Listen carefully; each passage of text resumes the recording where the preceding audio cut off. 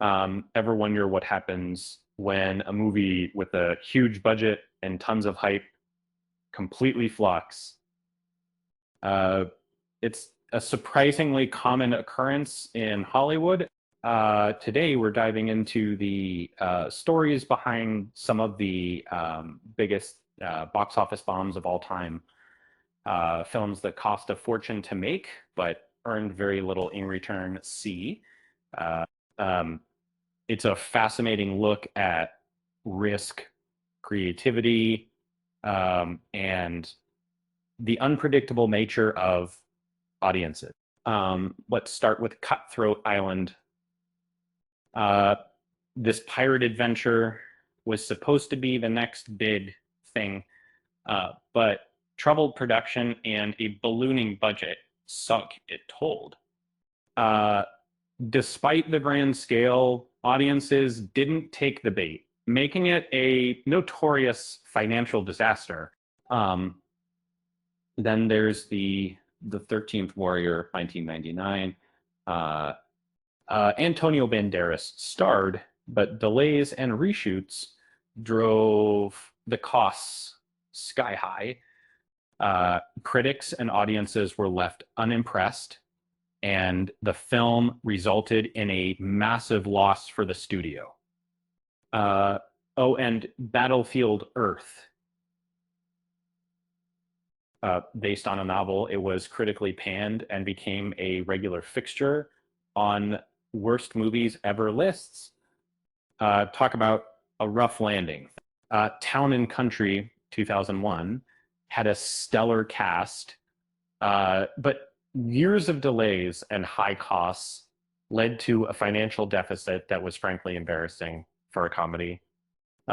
Eddie Murphy tried to save The Adventures of Pluto Nash, 2002, but a lack of marketing and a confusing premise led to a tiny fraction of its budget being recovered, which is the conflict program in most programs.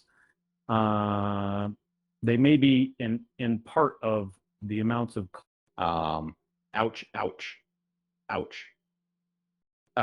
Gigli is according, the name says it all. Uh,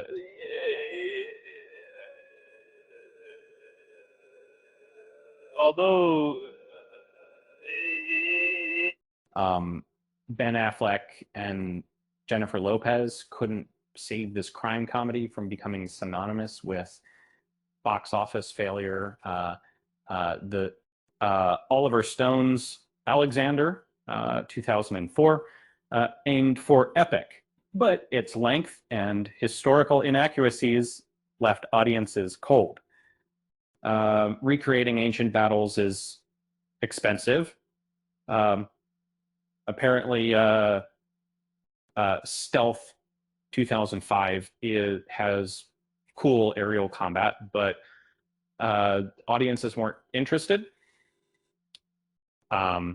Sometimes high tech action just isn't enough. Sahara 2005 involved a complex plot and legal disputes, contributing to a significant financial loss. Uh, Desert adventures aren't always golden tens. Um, um, and Evan Almighty's 7% was family friendly, but the live animals and water sets drove up the costs. So I bullshot's name. Even divine intervention can't guarantee success as a reason. Speed Racer 2008 was visually unique, but the story didn't connect. Sometimes style over substance just doesn't work.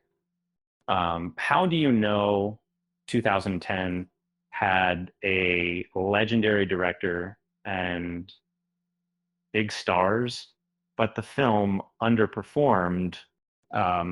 And it's sometimes the even star power isn't enough. And Mars Needs Moms, 2011 used cutting edge technology, but it was a massive financial failure to, it would probably sound a little bit to them, and the risks with Double Life and the Body sound might be 8 or 8 to Green Lantern was supposed to launch the superhero universe, but it fizzled. Sometimes even superheroes can't save the day. John Carter 2012 was a big budget adventure that failed to take off. A costly lesson in adapting beloved books. Battleship 2012 tried to capitalize on the toy to film trend, but it sank without a trace. And sometimes a good strategy isn't enough. The Lone Ranger 2013 was a reboot that nobody asked for. Sometimes a classic is best left untouched. 47 Ronin 2013 was a visually stunning but ultimately unsuccessful attempt to bring a Japanese tale to life. Sometimes cultural adaptation is tricky.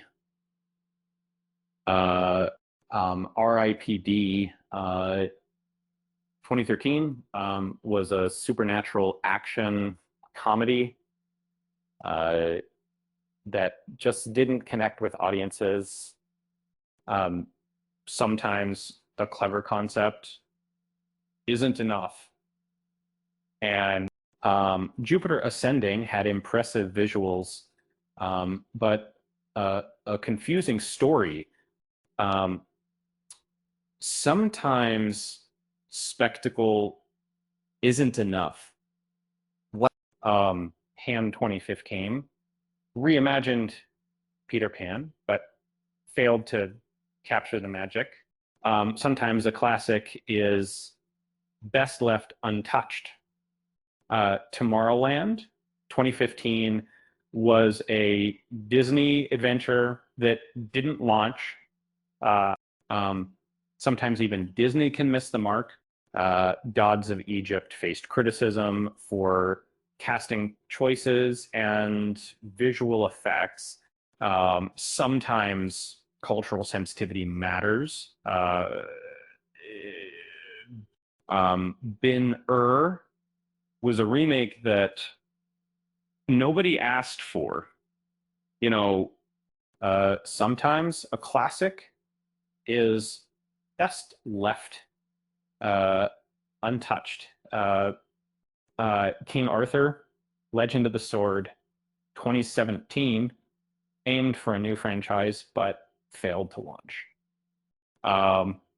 Sometimes a fresh take isn't enough. Valerian and the City of a Thousand Planets, 2017 was visually stunning, but lacked a compelling story. And sometimes spectacle isn't enough. Mortal Engines 2018 had a unique premise, but failed to captivate audiences. Sometimes a clever concept isn't enough. Solo, a Star Wars story, 2018, faced production issues and didn't live up to expectations.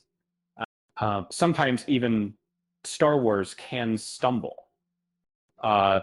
Dark Phoenix 2019 was a disappointing conclusion to a superhero series. Sometimes a grand finale falls flat, and Pats 2019, need we say more? A visually bizarre and critically panned disaster. A truly unforgettable flop.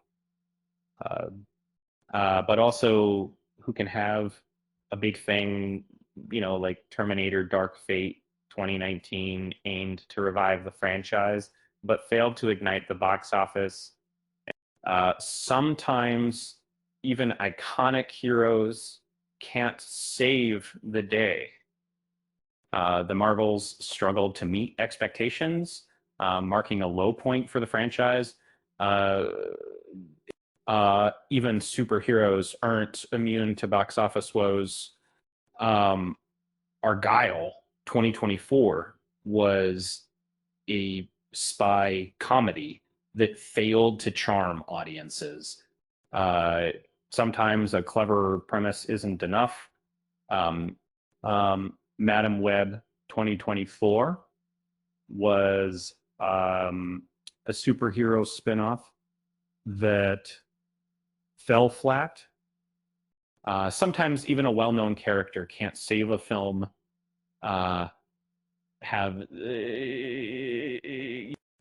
So what can we learn from these epic failures? That even with huge budgets, talented actors, and creative ideas, a movie's success is never guaranteed. It's a reminder that Hollywood is a risky business. And sometimes even the biggest bets don't pay off. With that said, thanks for watching. And until next time, we have